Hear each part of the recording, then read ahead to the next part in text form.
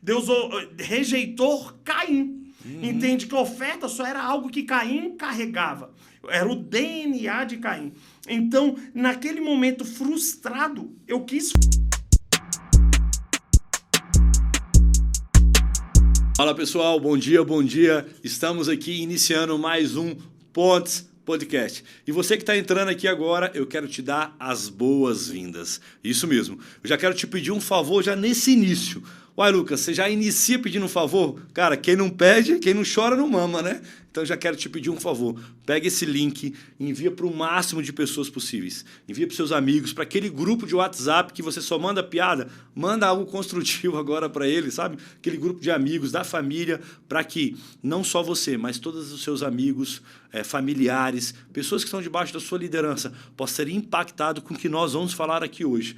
O tema... Deus me deu aqui, após uma oração breve, né, para começarmos, nós vamos falar sobre recomeço. Olha só que forte isso. Então, já envia para o máximo de pessoas possíveis. Você que está entrando aqui agora, que é a primeira vez, você talvez não saiba, mas aqui nós falamos sobre hombridade, masculinidade, falamos sobre empreendedorismo, família, propósito, tudo que um homem, né, ali, as várias facetas, não sei se essa é a palavra, mas as várias facetas ou planos ou trabalho de um homem, né? Fases de um homem. Todas as fases da vida de um homem, nós botamos aqui na mesa e eu trago homens de valor, homens de propósito, homens de recomeço, homens que entenderam onde estão e para onde vão chegar. E, sem mais delongas, né, eu quero apresentar ele, que é marido, que é pai, né, que é legendário, que é pastor, que é empresário, profissional aí, liberal e... né, tem avançado em várias áreas da sua vida. E é engraçado que nós já nos conhecíamos de longe, ou de apresentar, e através do movimento Legendários aí a gente começou a ficar mais próximo. E eu falei para ele, cara, você tem que vir aqui porque você tem... Eu já conhecia a história dele, né? E estando mais perto, então, eu conheci o coração dele. E conhecendo o coração dele, eu falei, não, ele tem que estar aqui no podcast, porque aqui é lugar de homens que têm um coração verdadeiro. Então, meu irmão, seja bem-vindo, pastor Éder Cleiton, à mesa do Pontes Podcast. A casa é sua, meu irmão. Se apresenta melhor, porque eu falei só um pouquinho aqui. Vamos lá. Meu nome é Éder, né? Eu sou pastor, sou pai da Gabriela e Ana Luísa, casado com a Vânia, e... meu mundo é rosa, né? Eu tenho até um pet, a Zaya, o cachorro fêmea. Então, lá em casa só é fêmea. O único macho da minha casa sou eu, né? Eu sou o homem da minha casa, eu sou o sacerdote do meu lar e trabalho na área de tecnologia, sou formado na área de tecnologia, trabalho na área de tecnologia já aí há 2 décadas aí à frente de tecnologia e também sou pastor, né? Gosto da obra, gosto do chamado. Meu irmão, sou apaixonado pela palavra de Deus, sou apaixonado pela Bíblia, né? Tenho buscado estudar, me aprofundar e conectar com homens de Deus, né? Não é à toa que você é um pastor, um homem de Deus. Amém. E eu sou grato. Então, a minha oração, eu faço uma oração assertiva. Eu falo, Deus, eu não quero estar fora daquilo que o Senhor tem preparado. Mas, ao mesmo tempo, eu não quero perder tempo e nem energia. Me conecta a homens de Deus. Me conecta a homens do céu. Então, eu tenho muito isso gravado, né? Eu venho da linha de estudo ali desde a época de Miles Monroe, né? Que justamente traz esse entendimento da importância de gastarmos força e energia com o homem de Deus, com o povo de Deus, né? Nós devemos estar focados, né, naquilo que é eterno, na eternidade, em algo do céu, num reino que vai muito além daquilo que nós vivemos hoje. Então, esse é o propósito de vida que eu tenho, isso é o que arde no meu coração. É muito forte porque você falou, nós vamos falar sobre recomeço, mas você falou 2 palavras, cara, que mexe muito comigo e que é tempo e energia. Eu não vou falar que à medida que os anos passam, essa medida ela muda, mas eu vou falar que à medida que nós amadurecemos, que o homem amadurece, o peso do tempo e o peso da energia muda dentro de nós. Você entende que, cara, calma aí, eu não posso perder mais tanto tempo. Essa energia que eu estou gastando aqui, ou que eu não estou gastando aqui, que eu estou parado, sei lá, estacionado, né? Para onde eu vou chegar? Então, eu queria falar, antes de começar, né, assim, dentro do assunto, ou já dentro do assunto, eu queria falar um pouco sobre isso, cara. Porque nós vemos muitos homens perdendo tempo, né, e perdendo a sua energia. Porque se existe algo que é dentro de nós finito, é isso. Você tem uma energia limitada e você tem um tempo limitado. Quando que isso mudou dentro de você? Quando que você entendeu que falou assim, cara, calma aí, se eu tenho um tempo e uma energia limitada, então eu preciso aprender a aproveitar melhor isso na minha vida? É justamente essa questão de tempo e energia, eu entendo no seguinte propósito, né? O tempo é algo que o homem ele não tem um controle. E nós já nascemos condenados a um propósito de morte. O apóstolo Paulo ele deixa bem claro que o salário do pecado é a morte. Então todos pecamos, todos estamos destituídos da glória de Deus e a partir desse pressuposto, então nós entendemos que nós temos como salário, nós já nascemos assalariados com a certeza da morte. Então, nós vemos assim, nós nascemos, o contador do relógio, ele está acontecendo. Nesse momento do podcast aqui, se a gente parar para ver, meu irmão, minuto a minuto está correndo. A pessoa que está assistindo, às vezes você está assistindo aí agora esse podcast, justamente o relógio está passando, irmão. Nós precisamos entender que nós não temos o controle do tempo, né? O tempo, ele está sob o controle de Deus, porque ele é o alfa e ele é o ômega. Então, a nossa mente chega a bugar, porque Deus, ele habita ontem e Deus, ele habita amanhã e habita hoje. Então, nós precisamos entender que Deus está no controle do tempo, nós não. Então, nós não podemos perder tempo, porque nós só podemos perder aquilo que nós temos controle. Então, aquilo que você não tem controle, você não pode perder, irmão. Por quê? Porque não volta. A oportunidade, ela não volta. O cavalo selado, ele passa uma vez e ele não vai passar de novo. Então, nós precisamos entender que o quê? Que nós somos refém do tempo. Então, Perfeito. a partir desse entendimento, o tempo é algo que nós devemos usar de maneira preciosa. Se você pegar grandes homens de Deus que escreveram best-sellers, se você pegar grandes empresários, uma coisa que eles valorizam é o tempo. Né? Você fica imaginando, às vezes você pega grandes homens aí, hoje vamos pegar, né, no fator financeiro, vamos pegar o Elon Musk, né? Eu sou da área de tecnologia, o Elon Musk. Para você acessar na mesa do Elon Musk hoje, irmão, você, para acessar a mesa dele, você tem que ter algo a oferecer. Por quê? Porque ele não perde tempo. São homens que entenderam que o que eles têm de mais precioso é o tempo. Engraçado que eu fiz uma viagem recente, agora eu estava no Chile, e eu estava com o Vitor Hugo, né? Profeta Vitor Hugo. Eu sou pastor hoje da Igreja Jesus Church. Estou ali com o pastor Eric Brendo e Alicia Nakagome. E quem cobre hoje a nossa igreja é o Vitor Hugo. O Vitor Hugo hoje é quem nos cobre. E aí, todo ano, nós temos uma viagem de filhos com ele no Chile. E eu fui para o Chile agora, nós estávamos lá, e algo que eu aprendo com ele é justamente sobre o tempo, porque ele tem uma debilidade fisiológica no corpo dele, ele lidar, né, com a consequência do câncer, e uma coisa que ele não pode perder é tempo, irmão. Por quê? Porque uma pessoa que está doente, ele está no quadro de doença, ele dorme sem ter a certeza se ele vai acordar. Ele enxerga isso de maneira mais específica do que, às vezes, uma pessoa que não está enferma. Por quê? Porque é algo que você deixa levar, que você fala, não tenho nenhuma enfermidade, minha vida está tranquila. Agora, uma pessoa que tem uma escassez ali vital de vida, né, que você pode dormir sabendo que você pode não alcançar, ele justamente traz esse entendimento do tempo. E muitas vezes a gente pensa, o que é caro é dinheiro. E ele trouxe um entendimento que virou uma chave na minha vida, que ele fala que a coisa mais barata que o homem pode ter se chama dinheiro. Cara, calma aí. Tem muita coisa aqui. Você tá entendendo? Se a coisa mais barata é dinheiro, significa o que é caro. É isso. E aí, uma coisa que você tem falado, né, do tempo e da energia. E por que muitos homens só conseguem prosperar depois dos 30, dos 40 anos? Eu comecei a pensar nisso agora, viajar nisso agora, porque eles entenderam essa chave. O tempo. O tempo. Eu estava conversando mais cedo com dois rapazes que eu estava malhando e veio isso também na minha mente, né? E aí eles perguntaram com quantos anos eu casei, né? Eu falei, cara, eu casei com 21 anos. E eles falaram assim, pastor, valeu a pena? Lucas, valeu a pena? Eu falei, valeu muito a pena. Sabe por quê? Porque hoje eu tenho 16 anos de casado. E eu entendi lá o valor do meu tempo. Quando eu fui pai, com 17 anos de idade, para 18 anos de idade, pai do Cauã, meu primeiro filho, naquele momento eu entendi o valor do tempo. Eu falei, cara, eu preciso ser um cara melhor para os meus filhos. Eu preciso construir algo para o meu filho e para os meus filhos. Eu preciso construir algo de valor para minha casa. E aí eu consegui amadurecer e hoje o que eu consegui conquistar foi porque eu entendi o valor do tempo e o valor da minha energia. E muitos homens hoje estão estacionados por conta disso. E aí, mas por que eu entendi isso? Outra palavra que você falou, propósito. Muitos homens, né, talvez aí na sua liderança, na sua empresa, onde você tem caminhado, também você tem observado isso. Homens perdidos no seu propósito. Não encontraram o seu propósito ainda, não sabe a força. É uma palavra bonita de se falar, mas não é uma palavra fácil de se viver. Porque o propósito ele requer uma renúncia.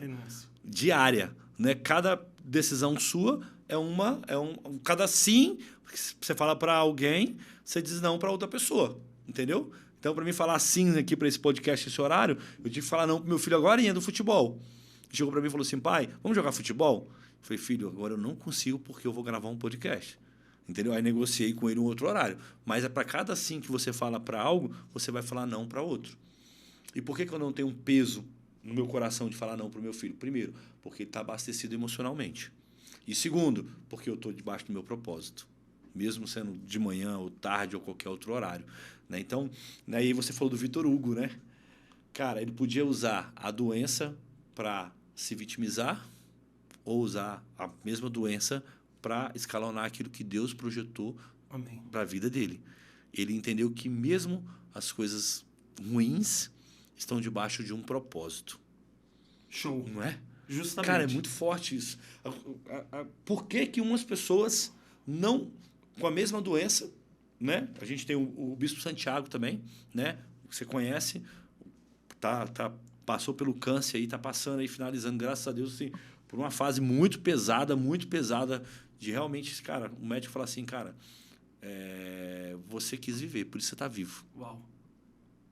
E ele falou assim, não, eu lembrava das minhas filhas, eu lembrava do meu propósito, eu lembrava do que Deus tinha para a minha vida, eu lembrava para onde eu estou indo. Né? Que é o Vitor Hugo, né? Ele sabe para onde ele está indo. Está indo, justamente. Entendeu? Ele sabe para onde ele está indo, ele sabe da missão e do propósito que Deus estabeleceu para a vida dele. E ele não usa isso, a doença ou, né, a enfermidade, como uma trave. Cara, vamos vencer isso, vamos avançar isso, porque existe algo lá na frente. Justamente eu penso assim, que nem o Vitor Hugo, Santiago, pessoas que passam, às vezes, uma enfermidade, eu acho que o maior inimigo dele se chama o tempo.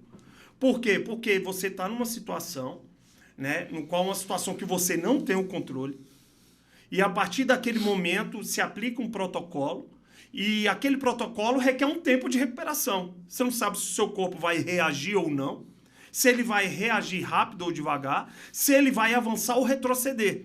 Então você fica totalmente refém do tempo. Às vezes, assim, uma pessoa está vendo, às vezes até uma pessoa que está vendo esse nosso podcast hoje, você está passando por uma enfermidade. E aí você hoje está valorizando mais o tempo. Às vezes hoje, no momento assim, de dificuldade, no momento de confronto, você está valorizando mais o tempo. E aonde eu viro uma chave é entender assim, ô Lucas, nós precisamos entender o seguinte, que nós precisamos aprender com outros, irmão. Por quê? Porque se nós aprendêssemos com os outros, nós estaríamos muito distantes. Porque eu acredito que existem 3 tipos de homem. Existe o burro, o inteligente e o sábio. Olha que forte. O burro é aquele que vê uma pedra, ele tropeça na pedra, ele levanta, ele vê a pedra de novo e tropeça de novo. Esse é o homem burro. Nós temos o homem inteligente. O que é o homem inteligente? É o homem que vê a pedra, ele cai na pedra.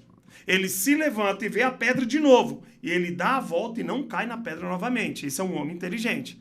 Agora, o que é o homem sábio? O homem sábio é aquele que cruza os seus braços. E ele aprende com o homem burro. Ele aprende com o homem inteligente. E ele vê que o burro caiu 2 vezes, que o inteligente caiu uma. E ele decide dar a volta e não cai nenhuma. E viu o inteligente desviando, né? Falou, opa, a chave tá aí.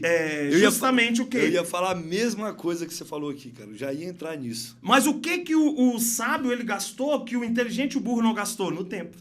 Ele soube esperar. E as pessoas não querem esperar. Então, às vezes, eu não estou no tempo de Deus para acessar algo. E aí eu entendo algo mais fundo. Eu posso ir mais fundo? Por favor. Porque uma porta aberta no tempo errado é maldição. Mas uma porta fechada no tempo certo, ele é bênção. Eu falei isso esses dias. Eu falei assim, deixa eu te falar.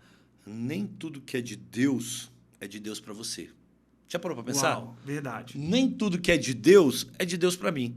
Mais importante do que eu saber se é de Deus aquilo, eu tenho que saber se aquele de Deus é para mim. Se aquela porta que está aberta de Deus, ela é para mim. Porque a ansiedade, ela faz duas coisas, né? Que é o que você falou aí da ansiedade, do burro, né? E tal. O burro, geralmente, ele é ansioso. Ele vai tentar passar de qualquer jeito, porque ele quer, e ele está caindo e ele não está vendo.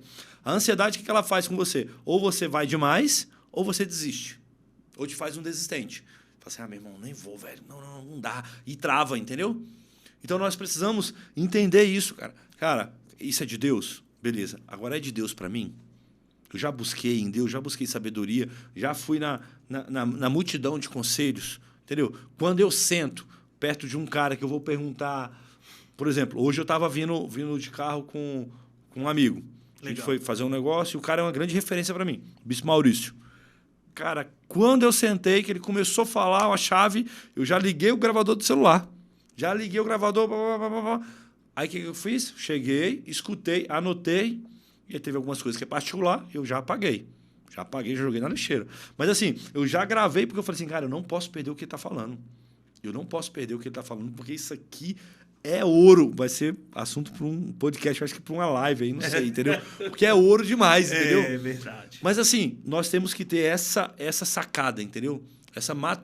Não é só maturidade, né? É a maturidade que vem com a vida de você falar assim, opa, calma aí. Eu estava conversando com uma pessoa e essa pessoa veio me perguntar um conselho. Cara, e ali a gente começou a falar, eu comecei a falar umas coisas e trazer uns insights e tal, blá, blá, blá, blá. E, nossa, pastor, pô, Lucas, sobre empresa, né? Muito obrigado e tal, blá, blá. Eu falei assim, o que você anotou? Aí ele, não anotei nada. Eu falei, cara, se você não sair daqui e não anotar o que a gente conversou, se nem eu tô lembrando de tudo, você acha que você vai conseguir colocar em prática? É. Então, aí é onde você vê, né? O burro, o inteligente e o sábio. Entendeu? Quando você entra numa roda de conversa, você está sendo quem? Você está sendo burro? Você está sendo inteligente ou você está sendo sábio? Quem que é o sábio? Cara, estou caladinho aqui, deixa eu ver o que está rolando, deixa eu ver como é que é os processos, entendeu? Né? Deixa eu agir aqui conforme tem que agir, porque muitos homens têm se parado nisso aqui. Ó. E nós precisamos... Isso é uma decisão, Éder. Você decide se você é o burro. Você decide se você é o inteligente e você decide se você é o sábio. É o acesso, né? Todos os dias. Então, você decide. Dentro do acesso, aonde você está. Entendeu? É uma decisão. Uma decisão de segurar a ansiedade e falar assim, opa, deixa eu observar aqui. Entendeu? É uma decisão de falar assim, cara, eu já vi esse filme. Não, deixa eu segurar mais um pouco aqui. Entendeu? É uma decisão de você quebrar ali o ego, a vergonha, e falar, pô, Éder, me ensina aqui, cara. Me explica melhor. Eu não entendi o que você falou. Eu já tive líderes, pessoas que estavam acima de mim, que eu tive que falar assim, cara, me perdoa. Eu não entendi. Seja mais específico para mim, porque eu não quero errar, entendeu? E isso não é fácil de fazer. Isso é ensino fundamental, né? Cara, muitas vezes a gente fica calado em sala de aula, não pergunta para a professora uma dúvida e justamente você leva a dúvida para casa. O problema é o quê? Quando nós levamos dúvidas para casa, irmão, você começa a construir algo sobre a areia. Porque algo fundamentado, algo que é rochoso, é a partir do momento quando você esclarece as suas dúvidas. Você tem certeza. Porque aí você está perdendo o quê? Tempo e energia. Tempo e energia. Porque o que você poderia resolver agora, de fazer mais uma pergunta, me explica de novo. Você espera uma semana, um mês, 2 meses, para voltar com a mesma pergunta, com a mesma dúvida, e falar assim, cara, eu não entendi. Ou então, aconteceu tal coisa comigo. Aí você costa assim e fala assim, cara, de novo. Não é possível, né? Então, a gente precisa entender esses passos. Eu acho que são passos que o homem ele tem que entender que ele decide se ele é burro, se ele é inteligente ou se ele é sábio, sabe? E eu posso decidir todos os dias. Isso, todos os dias. É uma decisão pessoal. É uma decisão pessoal. Né? Não é consequência da vida, não é consequência das situações. Cara, é consequência da sua decisão. Você tem decidido ser o burro, você tem decidido ser o sábio, ou inteligente. E isso forma o propósito, né? Sabendo o seu propósito, você consegue ser mais claro para onde você está indo. Justamente. E aí, dentro disso, nós estamos no mês de janeiro. Cara, esse mês eu amo demais. Eu gosto muito desse mês. Sabe por quê? Porque é o mês, cara, onde eu começo a colocar em prática, onde em dezembro eu faço meu balanço, dentro do meu balanço eu estipulo minhas metas, e janeiro eu já começo, negão, acelerando. Eu não tenho esse negócio de esperar o carnaval, esperar isso, esperar aquilo. Cara, eu já começo acelerando dentro do que Deus colocou no meu coração, né? E a gente sabe que o mês de janeiro é o ano do recomeço, né? Uhum. É o ano do recomeço. Recomeço que muitas vezes o cara perdeu tempo e energia. E eu sei que você é um cara que precisou recomeçar algumas áreas da sua vida. Sim. E eu quero que você traga aqui pra gente, cara, alguns pontos que te ajudaram nesse recomeço. Porque muitos dos homens que estão nos assistindo aqui, eles são especialistas em desistir. Não sei se você já se tornou esse homem, já foi esse homem, se já aconteceu isso na sua vida. Já, porque você precisou recomeçar.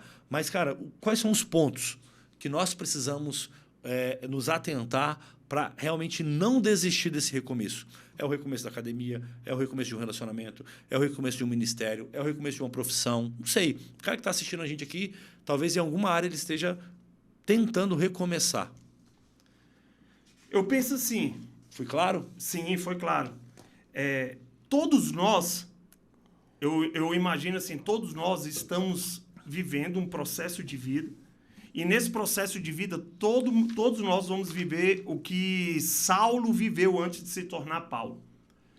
O que fez Saulo se tornar Paulo? O empinar de um cavalo, o cair de um cavalo. Nós precisamos entender o que faz Saulo se tornar Paulo? Um recomeço. Por quê?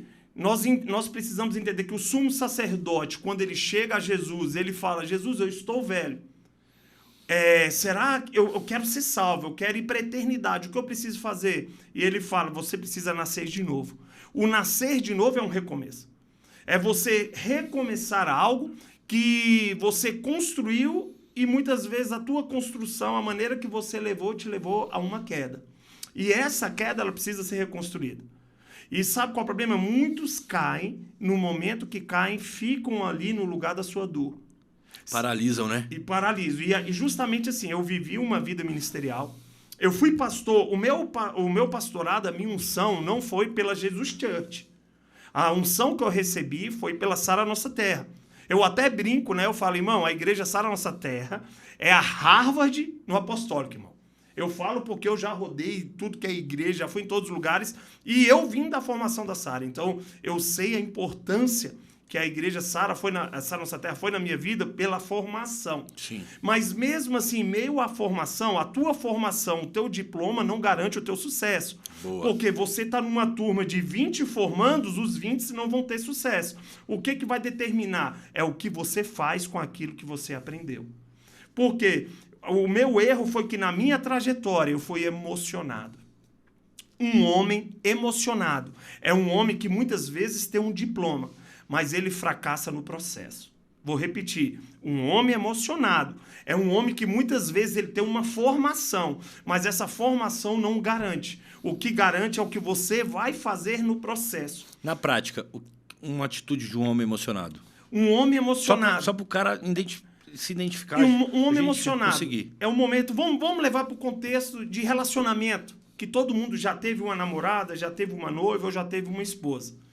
E no relacionamento, o que é um homem emocionado? É o momento que você está com raiva. Você toma atitudes baseado na sua ira, baseado na sua emoção. E a Bíblia diz, a palavra de Deus diz que o coração do homem é o maior inimigo dele. Se nós pararmos para entender John Piper, o que John Piper ele diz? O meu maior inimigo, quando ele relata o Declare Guerra, ele fala, o meu maior inimigo não são os muçulmanos, o meu maior inimigo não são pessoas opositoras à minha fé. O meu maior inimigo sou eu mesmo.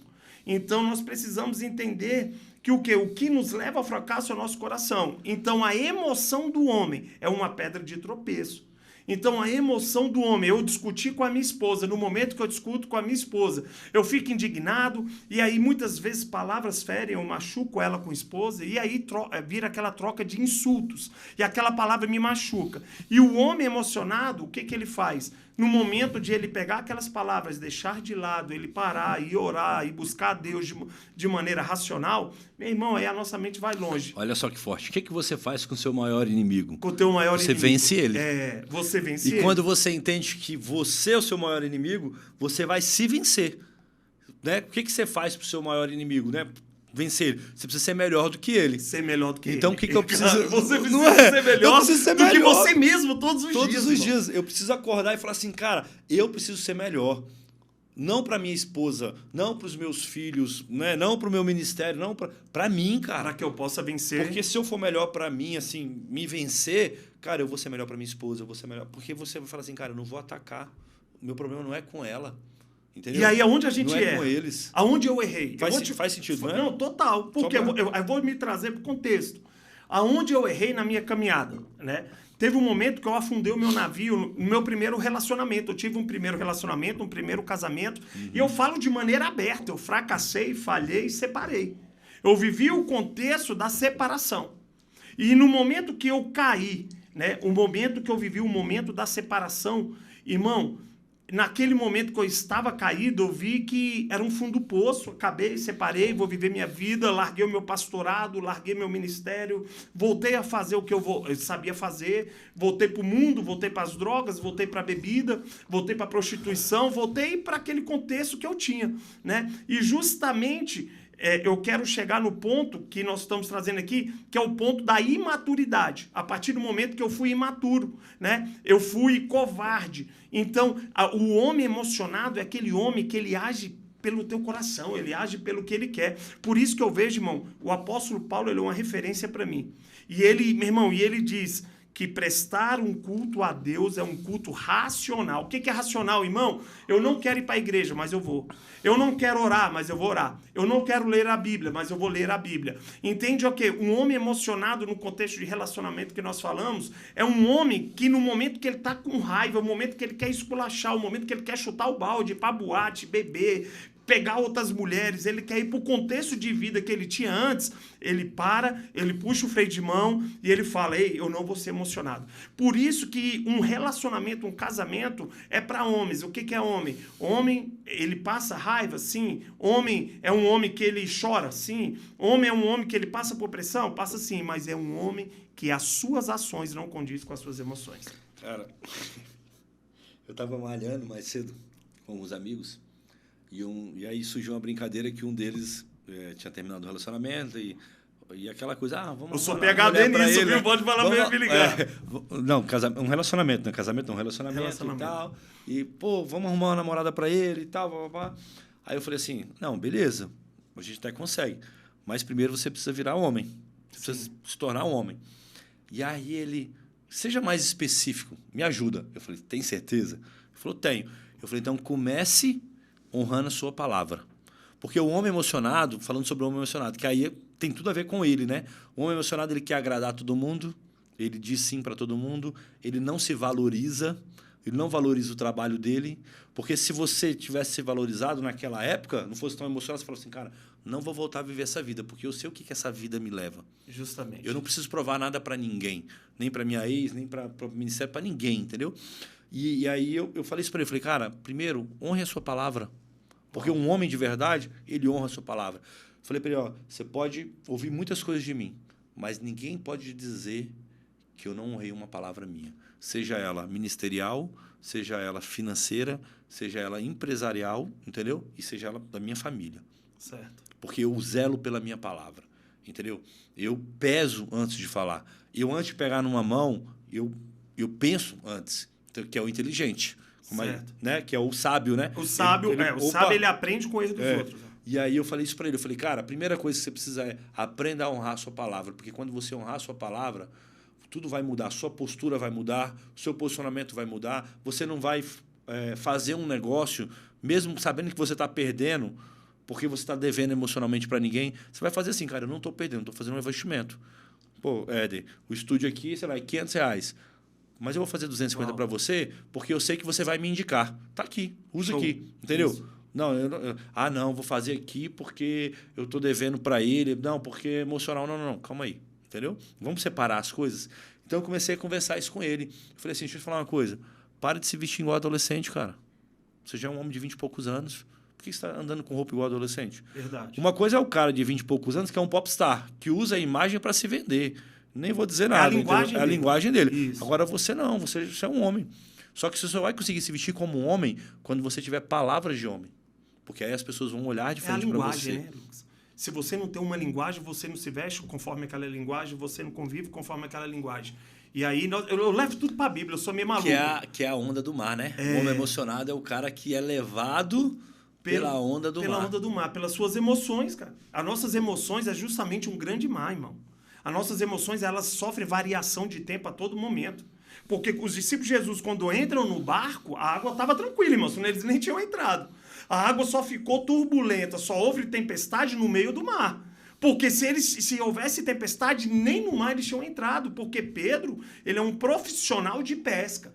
Pedro, ele tem ali uma habilidade de pesca. Ele sabe que no meio da tempestade, se ele via relâmpagos no fundo, ele ia falar, irmão, não vamos entrar, porque a água não vai estar boa pra gente. Então, significa que quando eles entram no mar, Pedro identificou lá em alto mar que o tempo estava tranquilo para chegar do outro lado. Mas entende o quê? Como aquele mar, ele mudou de uma hora para que é a nossa vida, né? Ela noite, vira, né? Justamente. Ela pode virar em qualquer momento. É emoção, irmão. Se a gente vê a nossa vida é uma grande montanha-russa, você não vai estar só em cima sempre, senão você se torna Deus. Você vai ter hora que você vai estar em cima e tem hora que você vai estar embaixo. Por quê? Porque você precisa aprender. Então, nós não somos detentores de todo conhecimento. Nós sempre somos alunos refém a aprender todos os dias.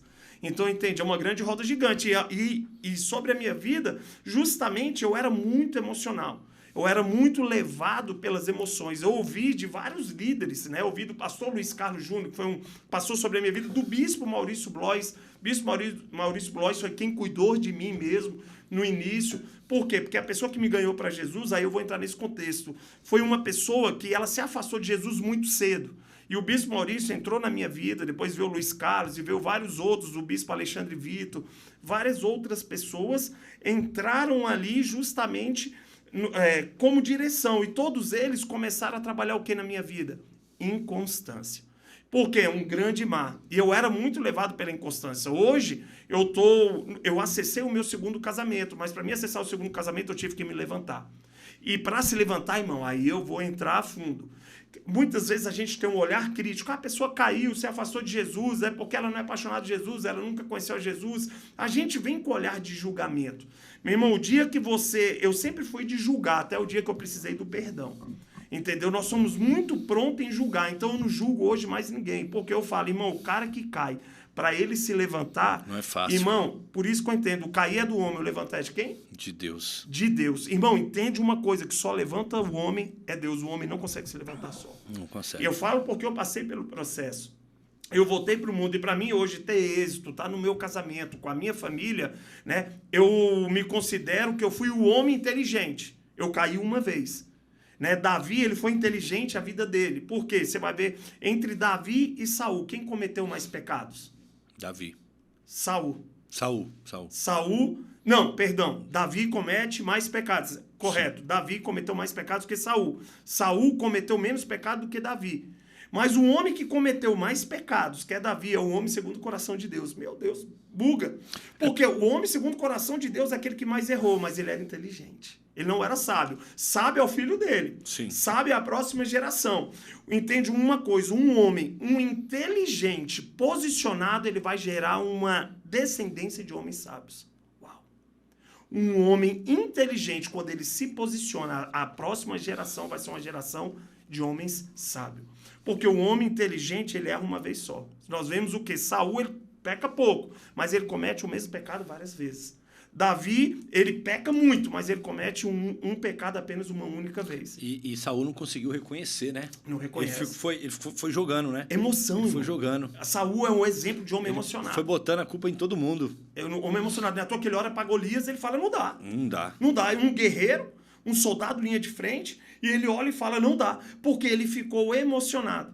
Já Davi é um homem inteligente, que ele chega para o desafio, ele fala, enxergou Golias como uma oportunidade na vida dele. Muitos desafios, eles aparecem na nossa vida para nos promover. Perfeito. E sabe qual é o problema? Quando nós vemos desafio, nós queremos fugir. O homem emocionado é aquele homem que ele foge de resolver problemas. Por quê? O homem que foge de resolver problema é um homem emocional. Um homem que ele cai e ele não se levanta.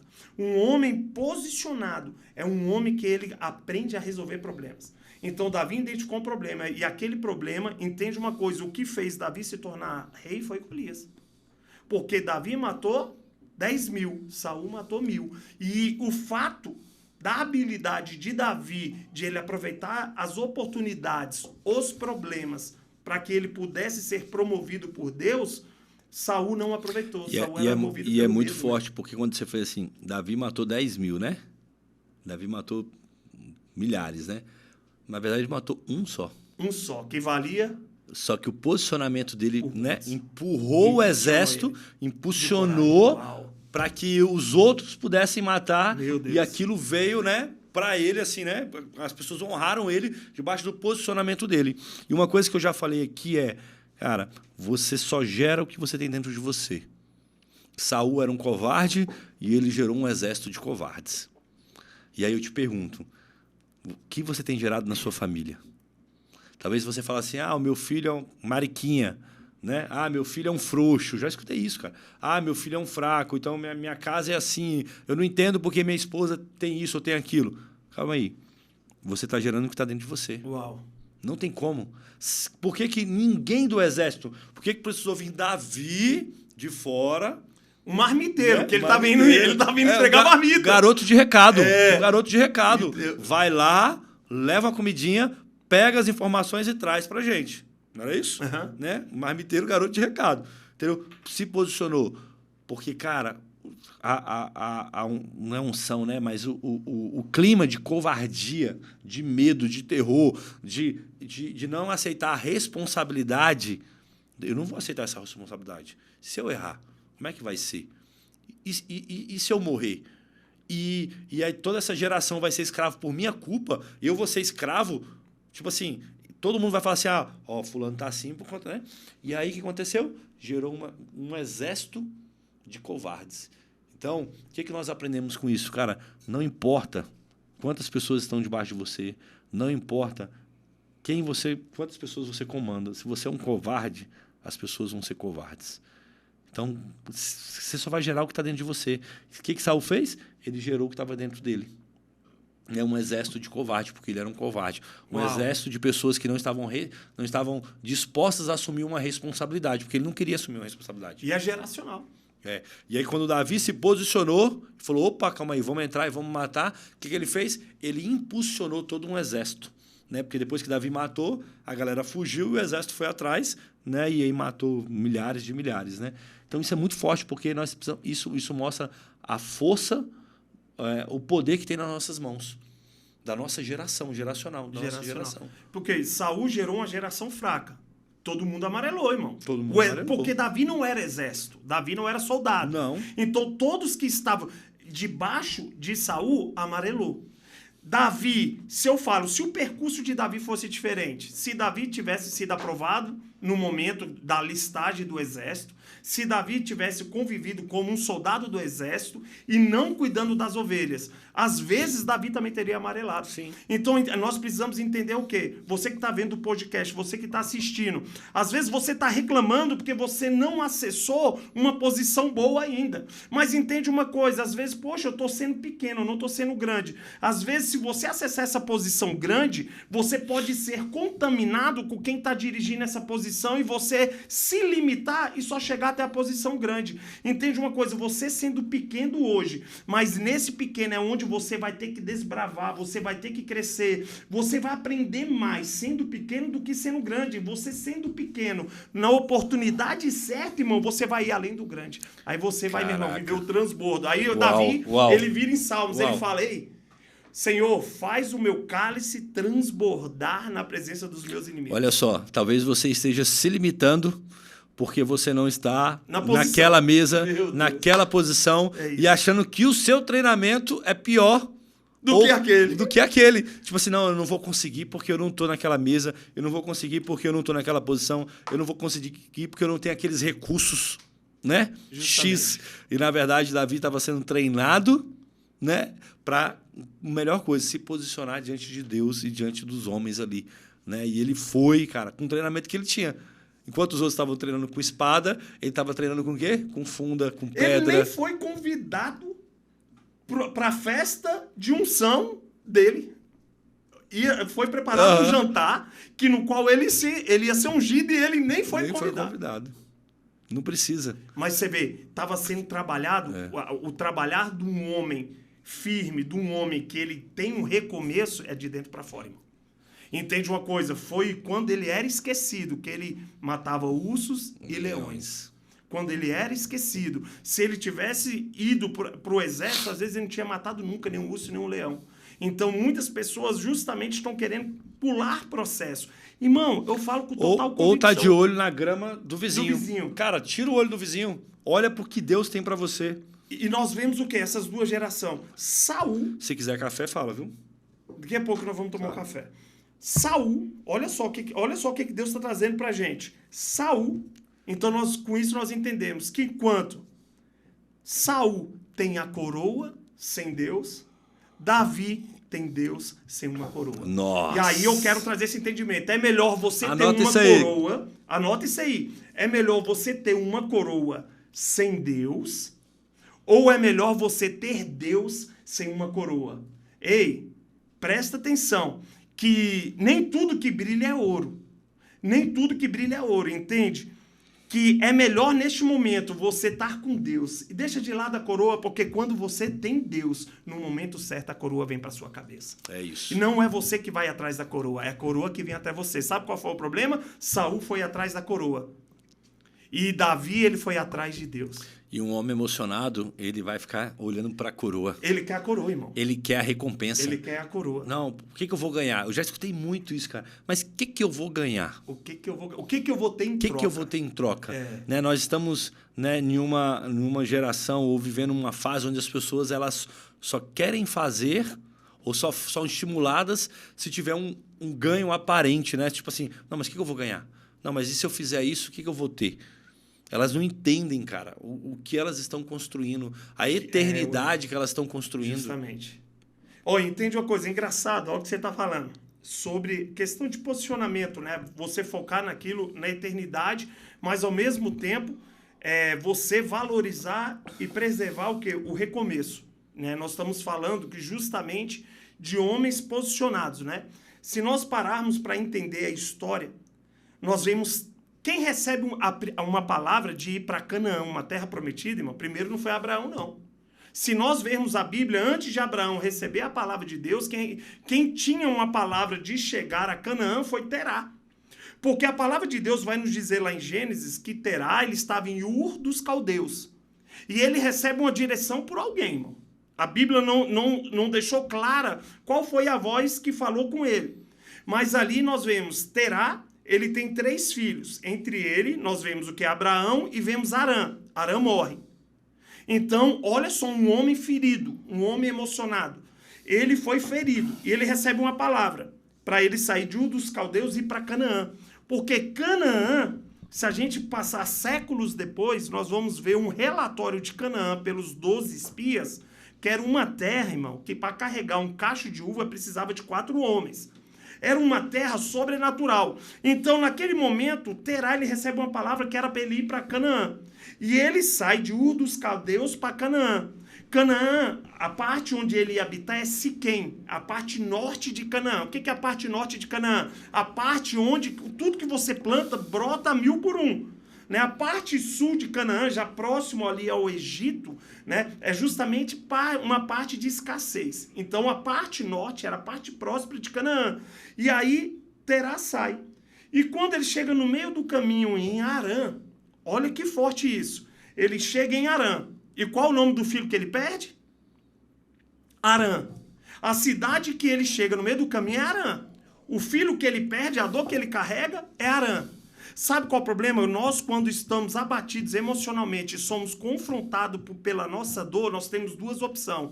Você supera a dor e avança e vive um recomeço, ou você vai viver lambendo a sua ferida da sua queda em Harã. Entende? E Terá, ele chega em Siquém? Não, irmão. Sabe qual é o problema? Terá, ó, tô me arrepiando. Nossa. Terá, ele para em Harã. Quando ele para em Harã, a cidade que ele para remetia a dor dele. Entende uma coisa? Às vezes você tá parado hoje. Sabe por que você tá parado? Porque você foi arremetido na cidade, no ponto exato da tua vida que você vai ser curado. E aí, qual foi o problema? Terá, ele não enxerga, ele não se permite ser curado. E aí Deus fala, pelo jeito Terá não vai avançar, porque Terá é emocional. E aí Deus, ele fala, então eu vou usar a geração de Terá, eu vou usar Abraão, porque Terá, ele ficou caído no lugar da ferida dele.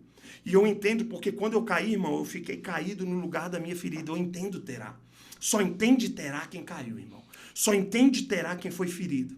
Só entende Terá, meu irmão, quem passou por esse processo. E eu falo que eu passei pelo processo da dor, porque o dia que eu caí, meu irmão, eu lembro que eu sou assim, hoje, eu separei, e minha mãe mora em Taguatinga, e do lado da casa da minha mãe tem um jardim. E eu peguei, olha só como é que é forte o mundo espiritual. Eu peguei, eu abri a Bíblia no jardim da minha mãe. E naquele momento eu frustrado, emocionado, destruído emocionalmente. Eu abro a Bíblia, eu falei de joelhos. Eu falei, Deus, eu quero fazer um distrato contigo. Eu não quero mais ser pastor, eu não quero mais ser homem de Deus, eu estou decidido a ir para o mundo. Eu abri a Bíblia e falei, vou fazer um distrato nesse exato momento contigo, chorando. Caraca. Em desespero. O que a dor faz? A dor faz você, meu irmão, fazer um distrato com Deus. Eu entendo que a dor de rejeição em Caim custou a vida do seu irmão Abel, irmão. Porque, primeiro, Deus não rejeitou a oferta de Caim. Deus rejeitou Caim. Entende que a oferta só era algo que Caim carregava. Era o DNA de Caim. Então, naquele momento frustrado, eu quis fazer o desacordo com Deus. Então, no momento que eu abri a Bíblia, que eu estava fazendo desacordo, olha que loucura, eu estava lá chorando, ajoelhado, e de repente uma mulher que mora na frente da casa da minha mãe, e são casas de lotes grandes, não tinha nem como ela escutar a minha conversa. Porque, meu irmão, um lote de 2.000 metros quadrados, meu irmão, o outro lote de 2.000, não tem como, é impossível. Ela morava do outro lado da rua, na casa de frente. E essa mulher, ela estava orando na casa dela, crente. E, meu irmão, essa mulher, ela vem interfona na casa da minha mãe. Nesse exato momento que eu estou fazendo o destrato com Deus, né? Estou sendo emocionado. E aí, naquele momento, aquela mulher interfona e minha mãe abriu. E essa mulher nunca visitou minha mãe, não tem amizade com a minha mãe. E ela só falou, preciso entrar na sua casa. Eu estava orando no meu quarto e Deus me mostrou um jovem de joelho aqui na sua casa e eu preciso orar com ele. Meu Deus. Meu irmão, que coisa mais louca. Essa mulher entra marchando e eu não tinha visto ela. Eu só vi ela, que eu pensei que era alguma coisa do meu lado, algum espírito, meu irmão, do mundo espiritual. Não sei se era bom ou ruim. Mas, de repente, quando eu vi uma pessoa, eu assustei. Eu chorando de joelho. Essa mulher começou a marchar do meu lado. Ela põe as duas mãos no meu ombro. E ela fala a seguinte palavra, não vai haver distrato. Nossa. Meu irmão, aqui, eu me arrepio. E eu comecei a chorar naquele momento. Ela, não vai haver distrato. E ela botou a mão na minha cabeça, começou a orar em línguas, começou a ministrar. Era Deus falando assim, eu não abro mão da sua irmão, vida. Que loucura. Eu não abro mão do seu propósito. Justamente. Eu não abro mão de você. Entende que nós assinamos com a caneta de sangue, o sangue de Cristo, irmão. Não existe revogação. Então tem gente que caiu, que às vezes você é pastor, você é diácono, você é bispo, presbítero, não sei de qual igreja você é. Às vezes você está vendo esse podcast, irmão, eu quero declarar, não vai haver distrato. Amém. Porque quem assinou foi uma caneta e essa caneta estava com sangue de Cristo, irmão.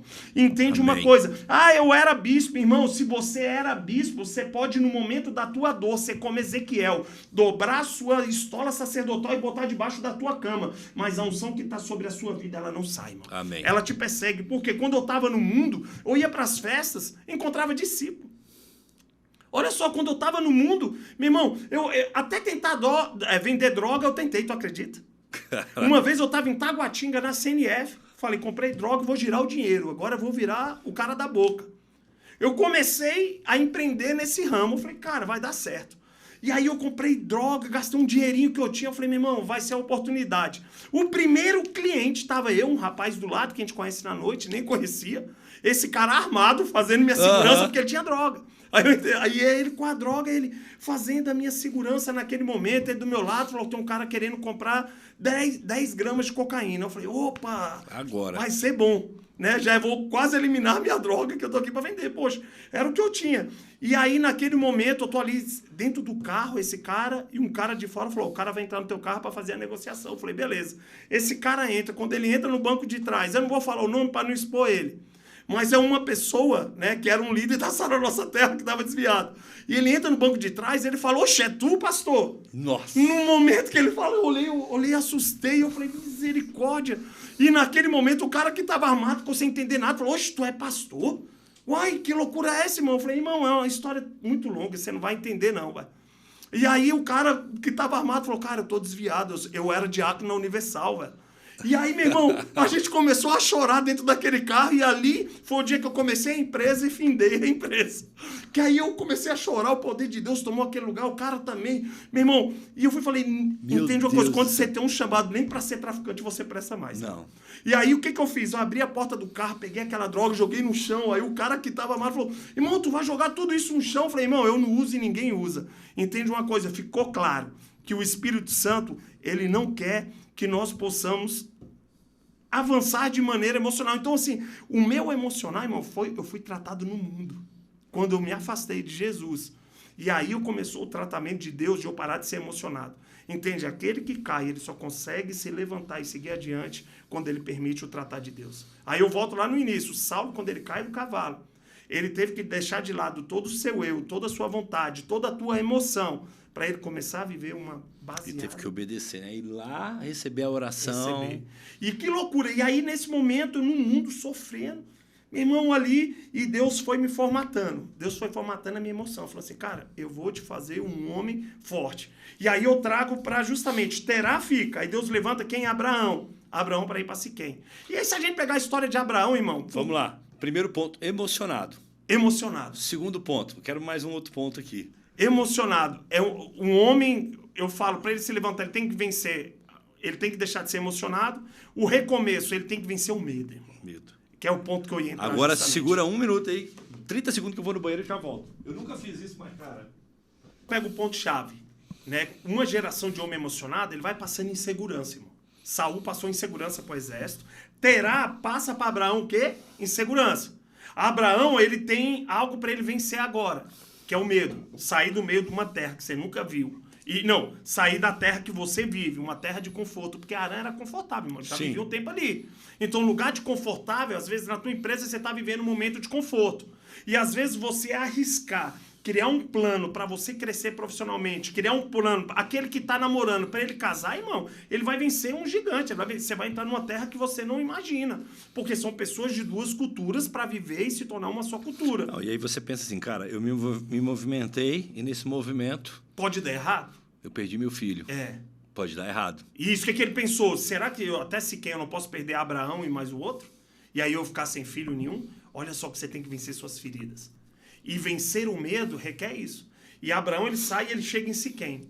E olha que interessante. Quando Abraão chega em Siquém, o que acontece? Abraão olha para um lado, a Bíblia diz que ele vê muralhas, fortaleza. Abraão olha e vê o segundo ponto. Um exército numeroso. E ele vê que ele não tinha exército nenhum. Ele só tinha alguns funcionários e a sua esposa. E aí, terceiro ponto, que Abraão, ele olha ali, muita riqueza.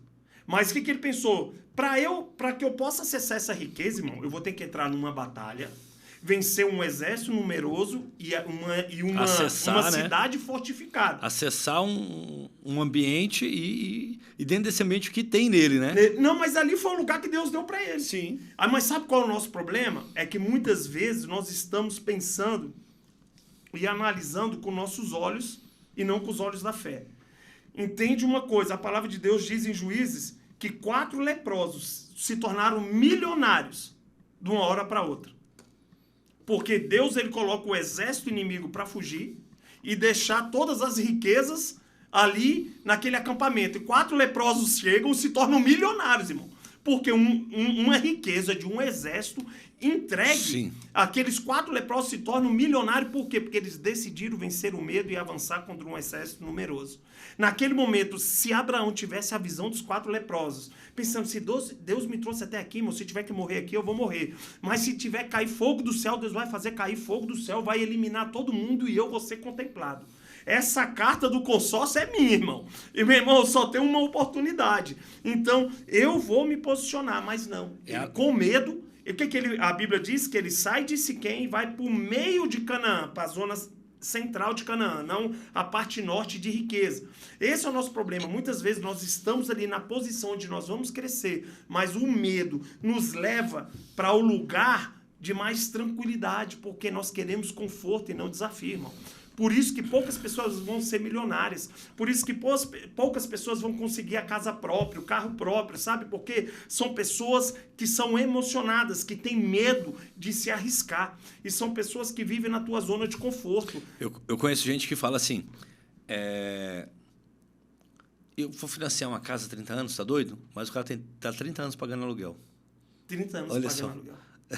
É desse jeito. E acha loucura, né? Já era pra ter quitado. Já era pra ter quitado. Mas ele não quer se arriscar. Não quer se arriscar. Ele não quer se arriscar. Tem um medo, né? E justamente o medo que fez Abraão... Aí Abraão vai para a zona central. Aí nós vemos ali, fica do lado da cidade chamada Ai. E na zona central, uma cidade de conforto. E ali ele ergue um altar para Deus. Ele ergue o segundo altar. O primeiro altar ele ergue em Siquém e agradece a Deus. Mas o medo o expulsa para a zona central, uma zona que não tem tanta riqueza. E ali ele ergue um segundo altar a Deus, mas Deus não pediu para ele erguer um altar ali. Deus ele pede para ele erguer um altar em Siquém, mas Deus não pede para ele erguer um altar na zona central, uma zona de conforto. Uhum. Sabe qual é o problema? Que nós estamos erguendo altar para Deus, onde não é para erguer altar para Deus. Entende uma coisa? Deus ele não quer que nós erguemos altar para ele na zona de conforto, irmão. Tem um monte de gente erguendo altar na zona de conforto. Onde a gente entra mais uma vez. Nem tudo que é de Deus para mim. É de Deus para mim. Entendeu? Deus, forte. Porque a pessoa não entendeu que, cara, calma, onde Deus me quer? Para onde Deus está me levando? Entendeu? E depois ele vende a mulher dele. Nós vamos além. Sim. Ele vai parar lá no Egito. Quando ele chega lá, ele fala, opa, vamos ser só irmão aqui, né? Vamos ser só amigo, porque pode ser medo. O medo. O medo faz isso. Então, para você se levantar, para você se restabelecer, para você se reinventar e se erguer, irmão, você tem que vencer medo. Quem caiu na igreja? O medo faz você romper alianças, né? Cara, sabe qual é o meu maior medo de voltar para a igreja? De como as pessoas iam me julgar. Sabe o que meu maior medo de voltar para a igreja? É se eu iria ser ferido de novo. Sabe o meu maior medo de voltar para a igreja? É porque for injusto comigo. E aí eu não crio mais esperança que vai haver justos. O medo trava as pessoas de voltarem para o lugar do qual elas nunca deveriam ter. E como que você venceu esse medo? Irmão, aí eu vou no ponto-chave. Para você vencer o medo, para você vencer a voz, é você praticando um culto racional a Deus. Eu volto lá justamente o que o apóstolo Paulo diz. O que é prestar um culto racional a Deus, irmão? Eu vou ter que entrar na igreja. E se me julgar, deixa me julgar. Eu vou ter que entrar... eu quebrei a empresa, eu vou ter que abrir a empresa novamente. E vão falar, caraca, você vai tentar de novo, você acabou de quebrar. Eu vou ter que ouvir e vou ter que enfrentar. É você avançar perante os desafios, enfrentar essas vozes. Porque quando eu fui entrar na igreja a primeira vez, eu não quis entrar na igreja a primeira vez. Uhum. Foi desconfortável. Por quê? Porque mesmo que as pessoas me amassem e me abraçavam, a voz que estava aqui, eles estão te abraçando, mas quando você virar as costas, estão te julgando, porque o mundo é assim. E aí, eu tive como que eu faço para vencer o medo? Meu irmão, é o famoso vai com medo mesmo. Já ouviu esse ditado? Demais. A frase vai com medo mesmo. Você vai ter medo para abrir empresa, você vai ter medo para abrir CNPJ, você vai ter medo para casar. As pessoas querem passar no concurso, tá namorando. Quer esperar 4 anos para passar no concurso, para ter uma vida estável, blá, e blá, e blá, para casar. Sabe o que vai acontecer? Vai passar 4 anos, essa pessoa não vai estar estável e vai perder o relacionamento. Ele não vai casar. Porque o medo, ele faz isso, ele quer travar. O medo é um paralisador, né? É engraçado que até mesmo na igreja, na visão celular, né? Qual é a primeira palavra? Medo, insegurança. Irmão, se você não vencer o medo, o líder de célula para abrir uma célula, tem que vencer o medo. E aí a gente volta lá na história de Davi, né? Já pensou se Davi tivesse chegado e tivesse paralisado diante do Diante do medo. Davi podia ser mais um covarde. Mais um covarde. Né? Sei lá, se tinha 100 pessoas no exército, ele podia ser o 101 covarde. Mas ele decidiu vencer o medo. Decidiu vencer o medo. Sabe por quê? Vai. Ele confiou na palavra de Deus. Ele entendeu quem era Deus na vida dele. Tô falando que é do Espírito, cara, velho. Isso é muito forte, velho. Por quê? Porque o medo, irmão, nos leva pro Egito, tu acredita? Sim. Aí sabe qual é o problema? Nós precisamos entender que do lugar que Deus te tira, irmão, nunca mais ele te leva para lá. Uau. Sabe qual é o problema? Do lugar que Deus te tira, nunca mais ele te leva. Muita gente fala, a pessoa afastou, Deus que levou para lá para poder tratar ele. Mentira, irmão, porque Deus nunca vai te levar para o lugar que ele te tirou. Ele não precisa disso. Entendeu? Para te tratar, então, ele não precisa disso. Quem chegou no Egito novamente, quem acessa o Egito é quem? É Abraão. Abraão é quem decide acessar o Egito. Deus não tinha estabelecido o Egito, Deus estabeleceu Siquém. Mas o homem emocionado, ele abre mão do grande. Por quê? Para ir para o pequeno.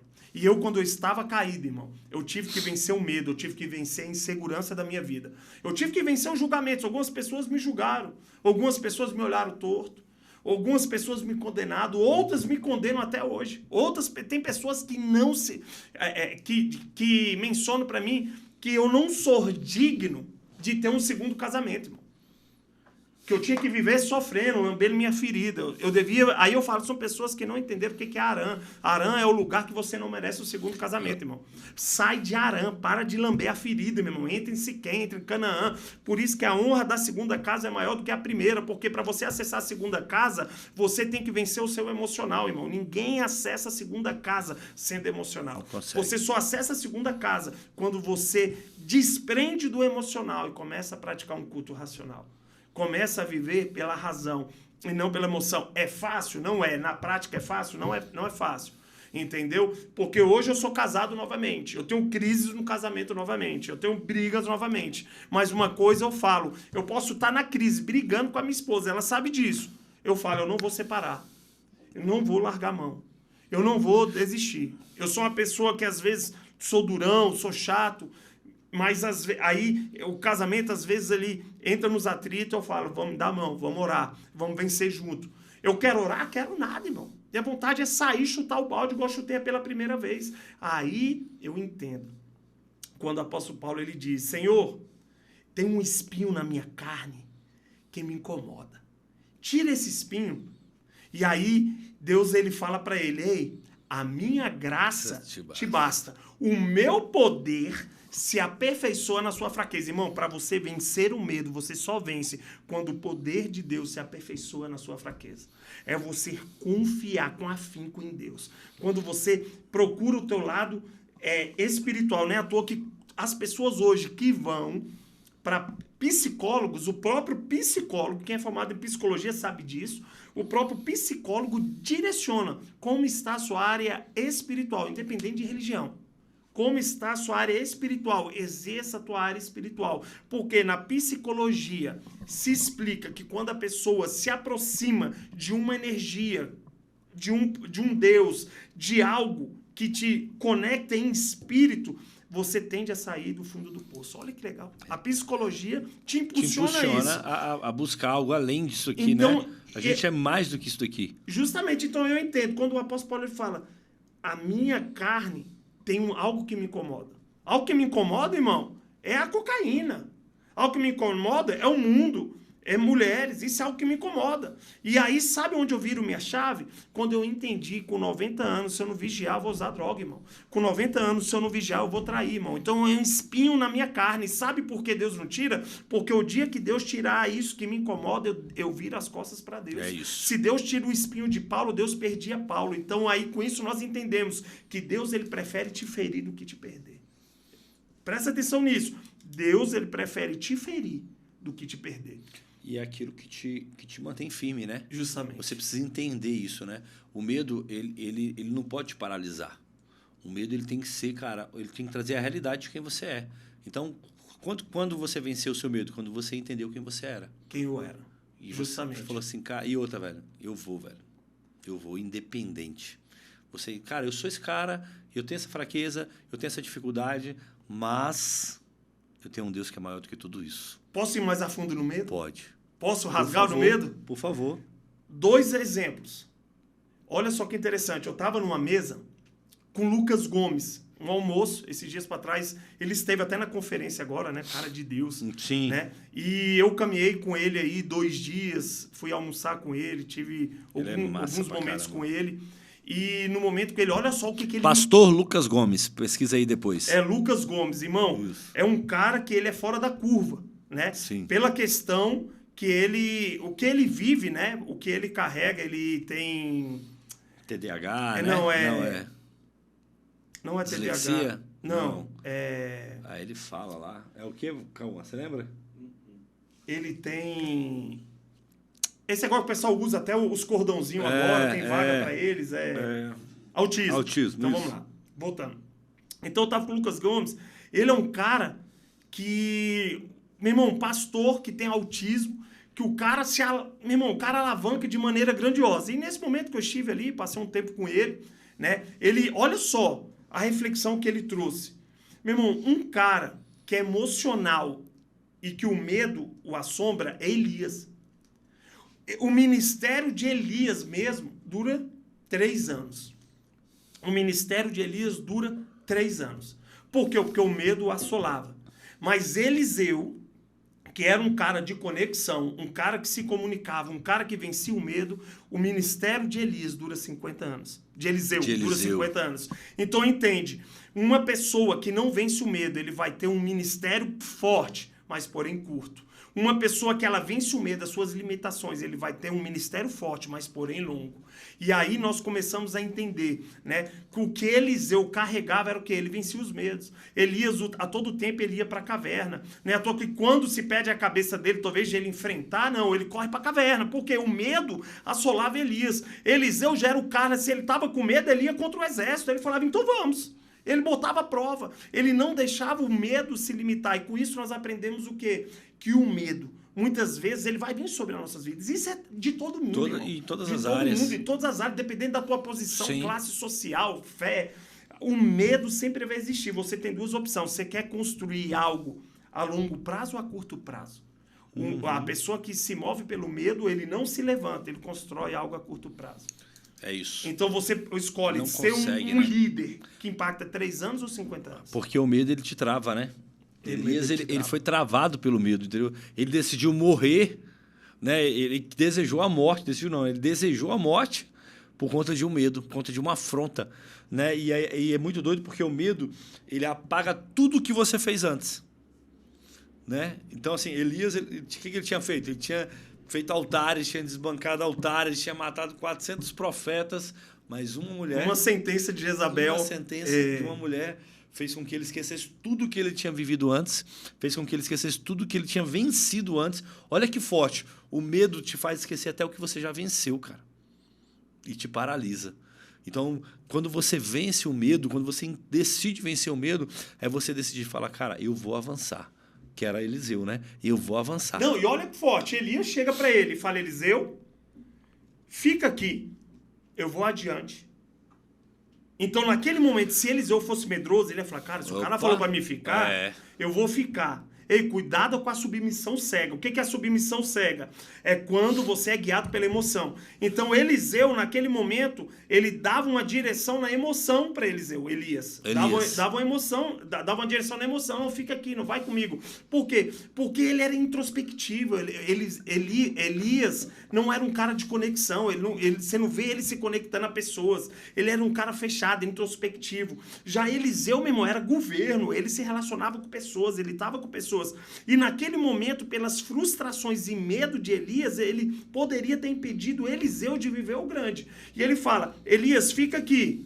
E naquele momento, Elias, ele decide avançar e ir até Jericó. Ele fala, não, eu vou contigo. Aí chega em Jericó, o medo de Elias de novo. Eliseu, fica aqui, não vai não. Não vai não, lá pode morrer, lá é perigoso, lá é ruim, não vai não. Que aí é onde ele tá indo pro Jordão. Quando ele chega, ele sai ali, meu irmão, de Jericó pro Jordão. No momento que ele tá indo pro Jordão, ele dá o segundo comando para Eliseu. Eliseu, fica aqui, não avança não. O que Eliseu faz? Não vou ficar aqui não, vou contigo até o final. E se ele tivesse cedido ao medo de Elias... Se ele para na primeira, se ele para na segunda, se ele para na terceira... Ele não tinha visto, meu irmão, a capa cair sobre ele e ele não tinha visto, ele ia subir aos céus. Entende uma coisa? Para você viver sinais de Deus, você viver prodígios de Deus, você vai ter que viver as suas limitações. E ali ele entendeu a transição, né? Ali ele entendeu a transição e se posicionou como o profeta. Mas sabe por que eu tenho certeza que Eliseu decidiu avançar? Porque ele vinha Elias medo. Porque quando ele conhece Elias está fugindo de Jezabel. E naquele momento ele olha para Elias e fala, não, Elias, eu não vou ceder pro seu medo. Eu vou seguir... Você já parou para pensar? Tanta gente que perde grandes oportunidades, sabe por quê? Porque tô aqui contigo. Aí você fala assim, cara, não vou lá não. Aí você fala, eu também não vou não. Só que dentro de você tá assim, cara, eu tinha que ir, velho, eu tinha que estar. Só que você tem um pacto ali de mediocridade ou um pacto, uma aliança cega, que é o que você falou, né? Uma aliança cega que você deixa de viver aquilo que Deus tem para você. Pelo medo do outro. Por conta do medo do outro ou por conta da guerra dos outros. Entendeu? Você arruma problema que não é seu por conta dos outros e você deixa de crescer.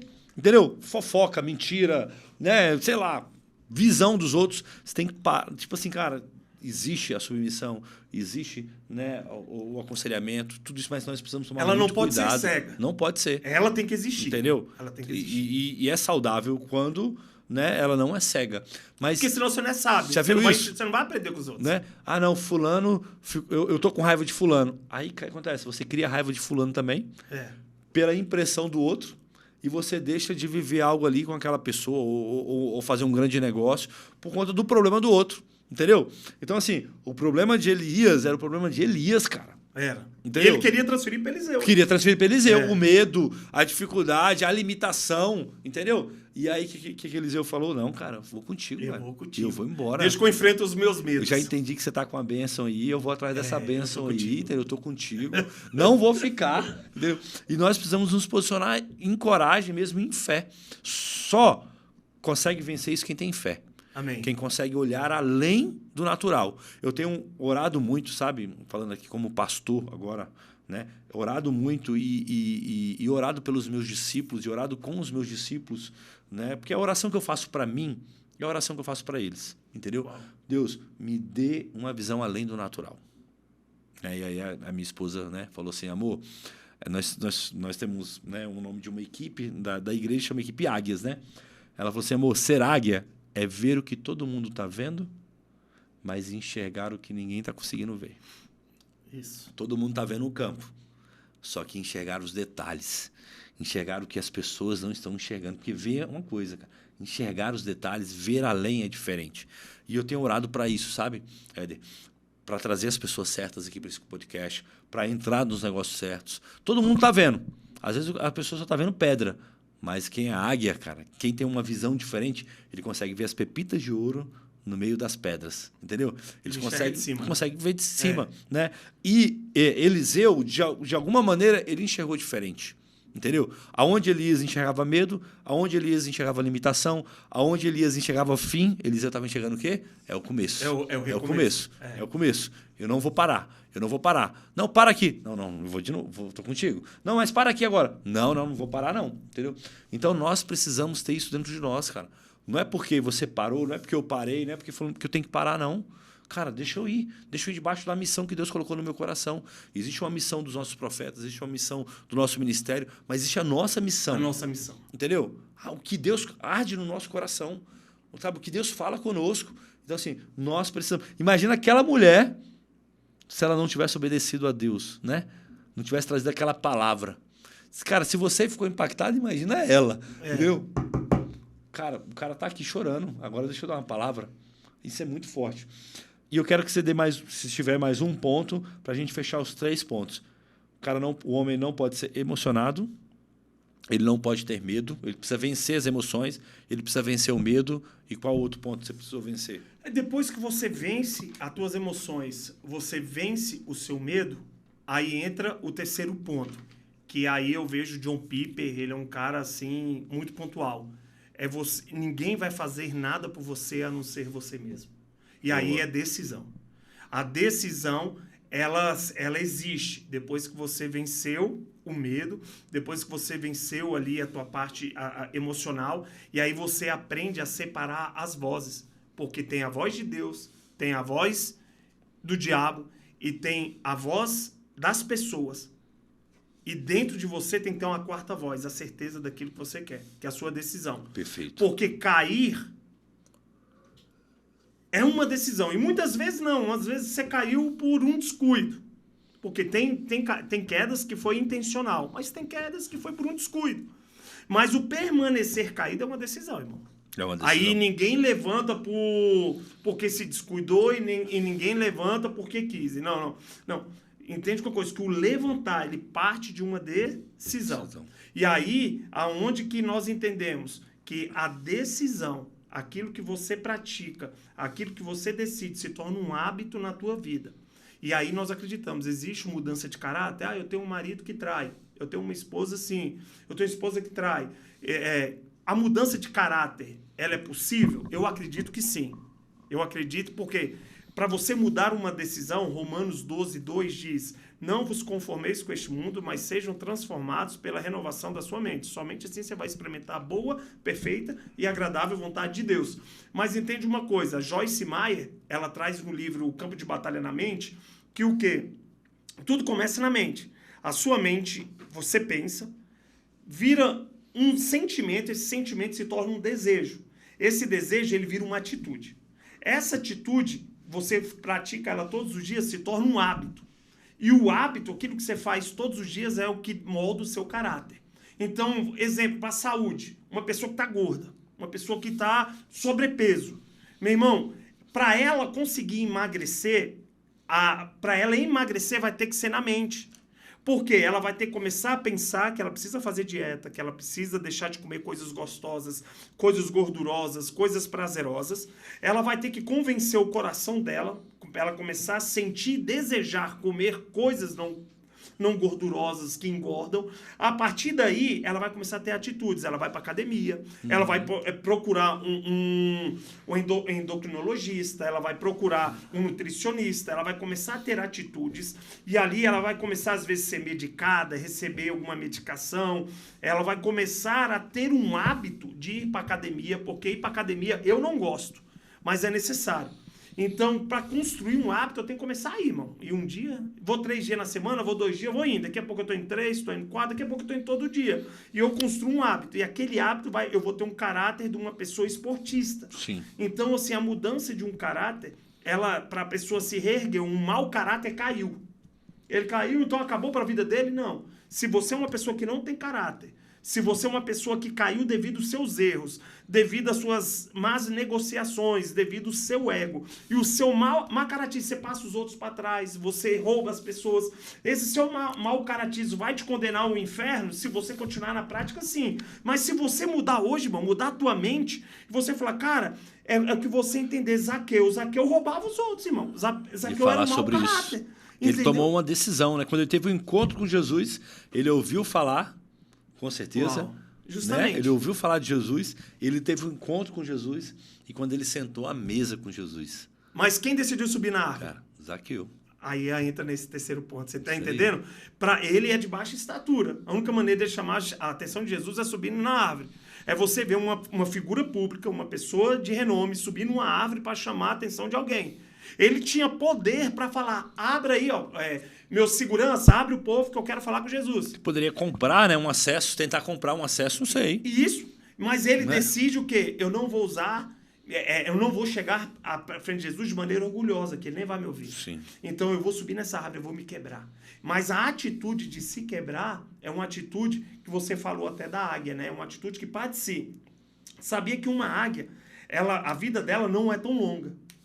ela tem uma vida curta. E quando ela está perto de morrer é porque o bico dela vai se tornando um bico duro, ela não consegue se alimentar e ela não consegue arrancar as suas penas. Ela não consegue e ela vai envelhecendo. Aí sabe que uma águia, quando ela chega no seu período de morte, ela consegue uma sobrevida de 50%, irmão. Sabia disso? Sabe o que ela faz? Primeiro passo, ela quebra o bico. Ela quebra o bico, ela é doloroso. Imagina. Carne, você começa. Arranca sua unha aí agora. Você que está assistindo, tenta arrancar. Você vai. Essa é a dor que ela está sentindo, irmão. Até arrancar. É de arrancar, a dor de arrancar unhas. E aí ela arranca, ela quebra o bico. E aí o bico da águia se regenera. E aí ele se regenera. No momento que ele se regenera, tem um bico, meu irmão, só a lâmina, novinho. Ele começa a arrancar. Ó, o segundo estágio de dor. Ele começa a arrancar as penas. Então, aquela dor de arrancar a unha, puxa a unha aí um pouquinho. Tu vai ver que dói. E ela vence essa dor.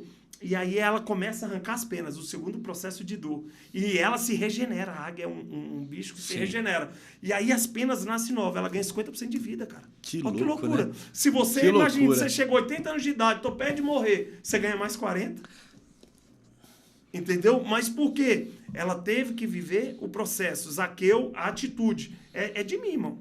Vai doer, vai doer. Não tô falando que é fácil. Quando eu tava caído, irmão, na droga, comendo meu próprio vômito, ali eu tive que sentir dor. Eu tive que enfrentar a acusação. Eu tive que enfrentar o medo, enfrentar minhas emoções e tive que tomar uma decisão. Uma decisão de, cara, falar assim, não dá. Eu preciso entender que eu não quero. Não quero. E aí eu entendi uma coisa. Você venceu a droga? Não, é um espinho na minha carne, eu vou lidar com ela, tudo bem. Eu não vou usar mais. E a graça de Deus, aí é onde eu tenho que buscar Deus. Você está entendendo? Então, aí é uma decisão de não viver pelas suas emoções, né? Não ser um cara emocionado, não viver pelo medo, mas viver pela palavra de Deus, cara. Esse é o caminho que eu vou andar. Justamente. E aí Deus te dá sabedoria. Eu conversando, tem um rapaz, eu não vou expor o nome dele não, mas ele é conhecido em Brasília.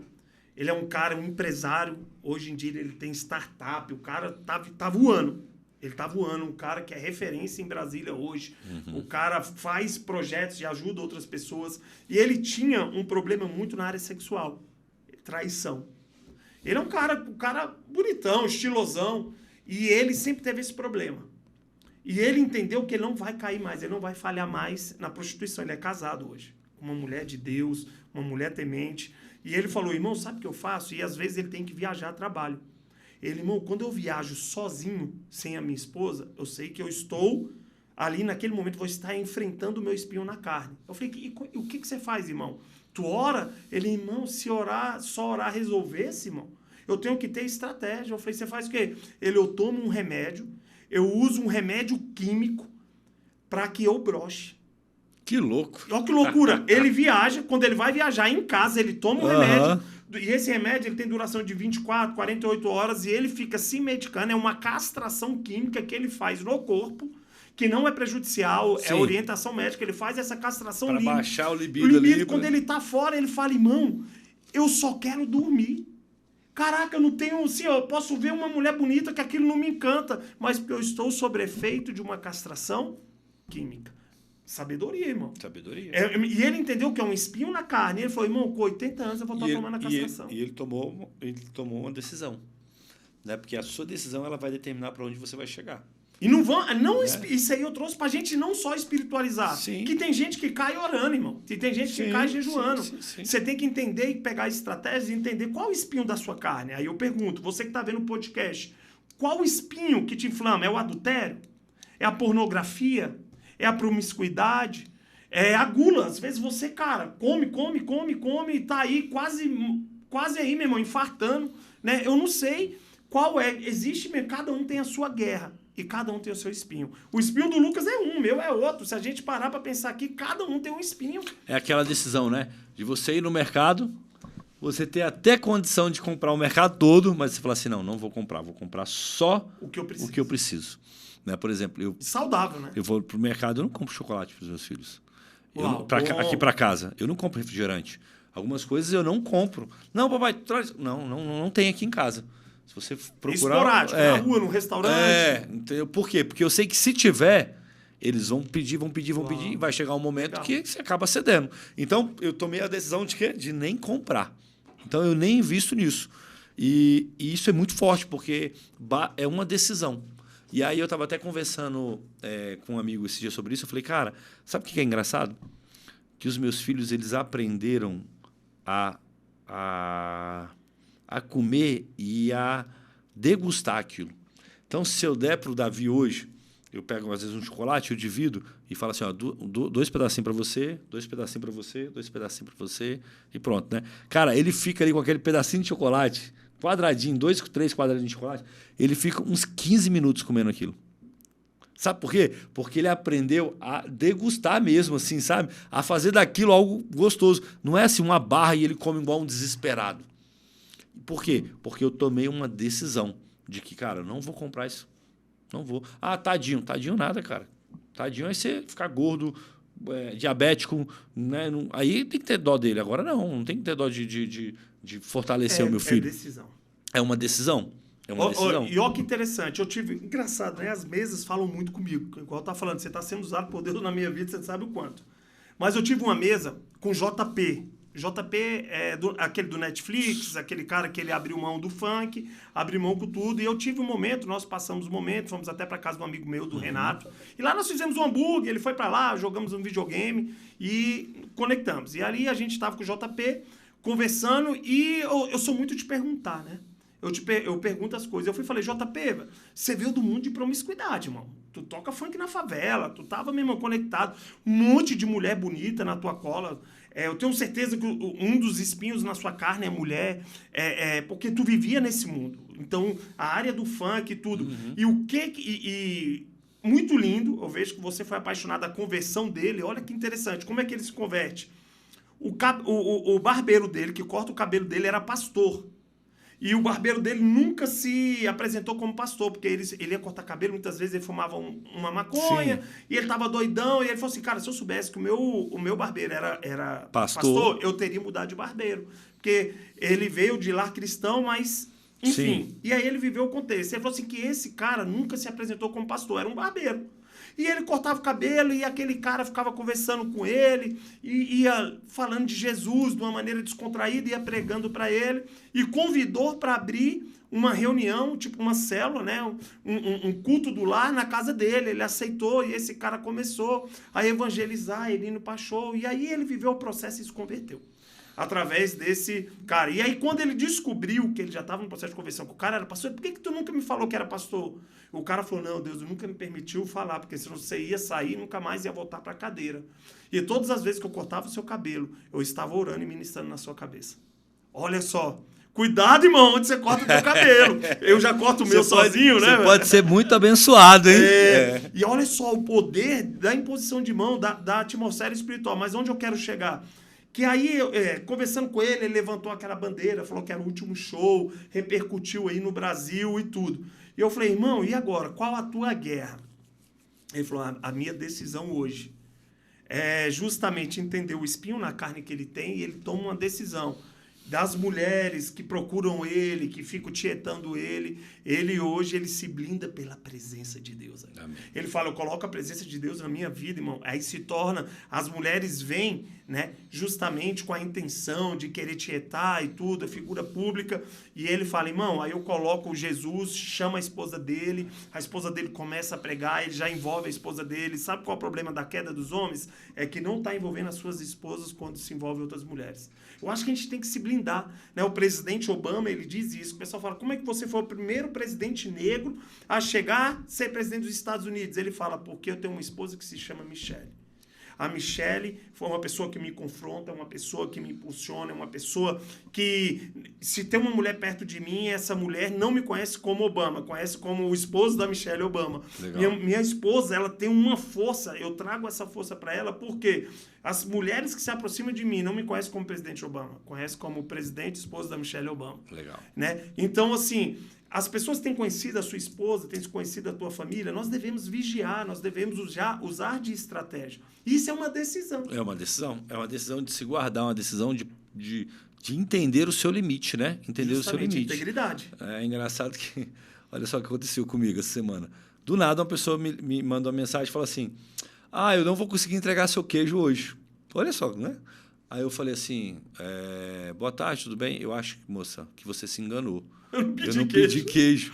Aí ela, Não. Aí chamou lá, fulano de tal. Não, fulano de tal. Falei, ó, aqui é o Lucas Ponte e tal. Eu acho que você se enganou. Aí ela, meu Deus, agora que eu vi, eu botei o DDD errado, me perdoa e tal, papapá. Aí eu falei, não, tudo bem, tranquilo e tal, papapá. Ela, você mora onde? Aí eu falei, ó, eu moro em Brasília, uma cidade muito boa, sou pastor aqui, sabe? E se um dia você vier aqui, pode falar comigo que a minha esposa vai entrar em contato com você para você conhecer a nossa igreja. Já falei assim. Já empurrou ela? Já falei assim. Já brindou. Né? E às vezes na rua a gente conhece pessoas, conhece mulheres e tal. E uma das primeiras coisas que eu falo é, cara, você tem que conhecer a minha esposa. Uau. Cara, que mulher sabe. E é verdade, cara. Que ela é muito melhor que eu. Ó. Eu estou conversando aqui com você, a gente está conversando aqui, às vezes depois de um treino e tal, mas você tem que conhecer a minha esposa, porque ela vai saber te ajudar. Ela vai saber te aconselhar, vai... Não, segue minha esposa aí agora. Segue ela aí no Instagram, já chama ela aí, entendeu? Às vezes eu pego o telefone da pessoa, já mando para Abigail. Amor, ó, já peguei fulano aqui, ó, falei com ela aqui, liga, já manda um contato para ela. Por quê? Porque, cara, nós precisamos nos guardar. Blindar. Entendeu? E saber qual é o nosso propósito. Pô, beleza, essa pessoa, conhecer essa pessoa, existe um propósito. E eu acredito que tudo existe um propósito. Mas eu posso usar isso para me matar ou eu posso usar isso para Deus. Para Deus. Então, isso. Como que eu vou usar para Deus? Justamente. Eu não cuido de mulher. Eu não atendo mulher. Eu não fico de conversa com mulher. É uma decisão minha, entendeu? Uma decisão do meu casamento. Então, o que eu faço? Amor, vai. E aí, minha esposa, com muita sabedoria, o que ela faz? Ela vai cuidar. Ela vai fazer o que tem que ser feito. Então, assim, nós precisamos tomar a decisão. Porque a cada decisão, cada sim, você diz não para algo. Entendeu? A cada não, você está dizendo algo para sim, para alguma coisa. Sim. Né? Uma outra decisão que eu tenho dentro da minha casa, só para finalizar isso aqui, né? Por exemplo, eu tenho uma decisão que a minha filha, ela tem 11 anos, mas ela ainda não tem idade para usar celular. É uma decisão minha. Tem discípulos meus, outras pessoas que eu conheço, que têm decisões diferentes, mas é uma decisão minha. E aí, essa decisão, às vezes, ela me dá trabalho. Qual é o trabalho? Ah, você vai para a igreja. A minha esposa dizia, amor, mas ela precisa de um celular, ela vai para a igreja. Como é que eu quero falar com ela? Eu não consigo falar com ela. Eu falei, mas ela não tem líder? Ela não tem amiga? A gente não conhece 50 mil pastores lá na igreja? A gente dá um jeito de falar com ela. E eu peço para ela me ligar. Pega o telefone da recepção, pede para alguém ligar, mas ela não vai ter, porque, na minha visão, na minha decisão, ainda não é a idade para ela ter um celular à vontade. Entendeu? Então, a gente precisa entender que a decisão ela vai te fechar para algo, mas ela vai te abrir para algo muito maior. Porque dentro da minha visão, a minha filha ela vai estar muito mais guardada se ela não tiver um celular na mão para ela usar e fazer o que ela quiser, entendeu? Isso me traz uma limitação, não é verdade? Sim. Tem uma limitação. E um confronto, né? Ela não quer aceitar. Não quer, às vezes não quer, entendeu? E isso me traz uma limitação, mas isso também me guarda. Então, às vezes, a sua decisão ela pode parecer que ela esteja te trazendo uma limitação, mas entenda uma coisa, cara, talvez ela esteja te guardando mais. Você tem que pensar nisso. Entendeu? A minha decisão ela vai me guardar. Uau. Então, tem rodas que eu não sento por decisão. Não é por oportunidade, nem por QI, porque é uma decisão. Eu falo, cara, eu não vou sentar nessa roda, porque essa roda não é legal. Velho. Essa roda não vai me levar para um lugar bom. Já teve decisões de eu sair de rodas, porque eu falei, cara... Tá indo para uma linha... Tá indo para uma linha que aí não você vai perder o quê? Tempo e energia. Tempo e energia. Meu irmão, muito obrigado pela sua presença. A gente já está aqui, ó, 1h30 praticamente conversando. Se deixar, vira 6, vira vigília. Vai embora. E aí, para que você possa vir mais, né, não fique cansado e fale assim, não vou lá não, senão... Né, deixa suas considerações finais. Muito obrigado por aceitar esse convite, por esse bate-papo. Se não foi o top 10 aí, tá entre os top 5, pelo menos os melhores podcasts que eu já gravei. Muito obrigado mesmo. E, antes de você dar suas considerações finais, eu não poderia deixar de te entregar um presente. E tá meio assim, ó, cheio de pelo, sabe? Mas não foi por falta de cuidado, não, tá bom? Mas é um boné do nosso movimento. É porque você tem um Lulu da Pomerana em casa. Eu tenho isso aí. Né? É um movimento do nosso Na Brasa. Nós, março, abril, agora nós já vamos ter esse movimento aqui em Brasília. É um movimento de homens que Deus colocou no meu coração há 2 anos atrás. E nós temos alcançado muitos homens. É uma imersão de um dia para homens. E eu queria te convidar a você estar lá na próxima imersão conosco. Nesse dia nós trabalhamos corpo, alma e espírito. Então nós levamos profissionais liberais, levamos médicos, levamos pastores, homens que vão falar sobre masculinidade, para que a gente possa, nessa imersão, dar um start. Né? A gente sabe que ninguém muda da noite para o dia. Nada muda do nada, entendeu? houve um processo. Mas esse processo teve um start. E o Nabrasa é isso. É um start na vida dos homens, que ele possa entender que o homem que ele é hoje, o Éder que é hoje, que está sentado aqui, o Lucas que está sentado aqui, ele não serve para daqui 2 anos. Ele não serve para daqui 5 anos. Nem para daqui 1 mês. Não serve. Então, para isso, nós precisamos estar em conexões, crescendo, afiando. Então, meu irmão, seja bem-vindo aí à comunidade Nabrasa. Eu vou fazer aqui, ó. Deixa eu aumentar aqui, porque eu tenho a cabeça grande, pensante, né? Eu tô careca de saber, viu, galera? Isso aqui... Eu já vou dar as considerações finais de boné novo. É isso. Então, a consideração que eu quero deixar, né? Olhando para a câmera. Para a câmera. Então, dá o recado aí. É para você, meu irmão. A consideração que eu quero deixar aqui no final é que o ano de 2026 começou. E você ainda tem algo precioso. Que hoje são 12. Olha, profético. Hoje é dia 12 de janeiro. O ano apenas começou. Não espera o seu ano começar, como foi dito aqui no começo, depois do carnaval. Deixa o seu ano começar já. Toma uma decisão. Pensa o seguinte, que o ano de 2026 ele não vai se repetir, não vai ser igual a 2025. Então você que está nos assistindo, eu quero liberar sobre a tua vida um novo tempo. Eu quero liberar um destino, meu irmão, que você vai alcançar a Canaã da tua vida. Que você vai alcançar o sobrenatural de Deus. E você que é homem, presta atenção no que eu vou te dizer. Davi, ele matou o urso, ele matou o leão, mas o maior predador da ovelha é o lobo. Entende uma coisa? O lobo você nunca vai conseguir matar, porque o lobo está dentro de nós. O lobo somos nós. Por isso que o homem é uma figura representativa na Bíblia como um lobo. Por isso que Davi nunca matou o lobo, porque o lobo você não mata. O lobo você amordaça. Então entende isso, que quando você não amordaça o lobo que há em você, você cai com Betseba. Então, irmão, todos os dias amordace o lobo que há em você. Por isso que eu tenho até tatuado aqui um lobo. Porque quando eu olho para ele, eu falo, eu preciso amordaçar o lobo que há dentro de mim. Porque o dia que você matar o lobo é o dia que você vai morrer. Então, irmão, essa é a direção que eu te dou. Viva o 2026 de uma maneira sobrenatural.